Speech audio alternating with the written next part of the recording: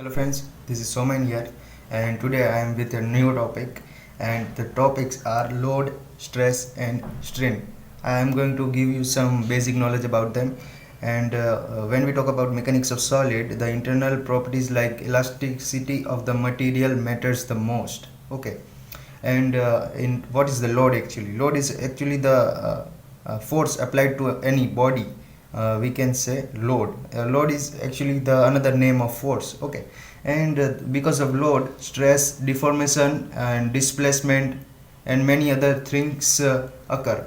Okay, and those phenomena can be internally and also externally. Okay, and the internal phenomenal we are going to know about is stress actually, and the external we can see actually what is happening and what are the changes in the body.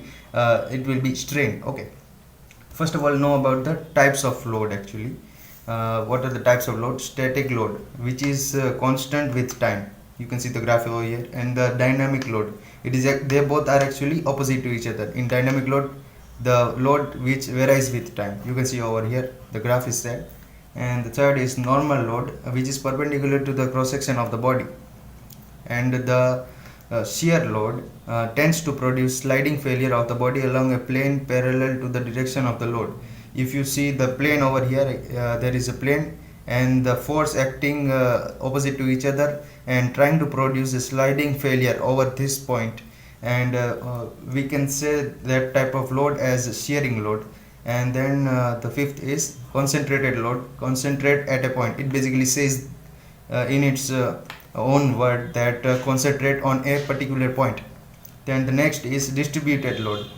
They both are actually opposite to each other.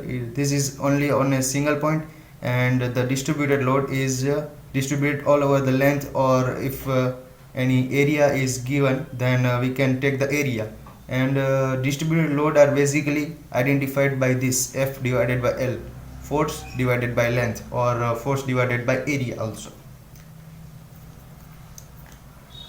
Now the next is stress. We are going to know about stress. Restoring force per unit area is stress, and we can signify the psi is equals to F by A, and we can also say the SI unit as Newton per meter square.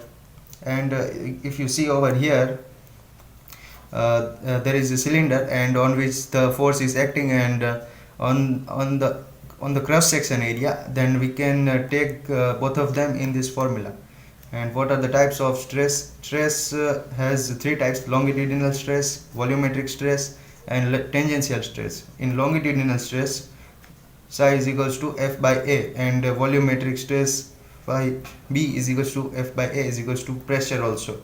And what are the difference between these two is and the tangential stress, it is too much different from first two. Okay, in longitudinal stress we say about length, in volumetric stress we say about volume. And first of all, in longitudinal stress there are two types in longitudinal stress also: tensile and compressive. Tensile means the force which tries to expand the length, and the compressive means the force which tries to decrease the length is compressive. Then the volumetric stress, sigma V is equals to F by A. The volumetric stress, it symbolizes also liquid, fluid and solid also. When we say about fluids, F by A will be is equals to pressure. Okay, that means volumetric stress would be equals to pressure at that time. And then the next is tangential stress. In tangential stress, what is happening is the if you see over here, the bottom part is fixed and the force is applied on the top surface of which the area is A.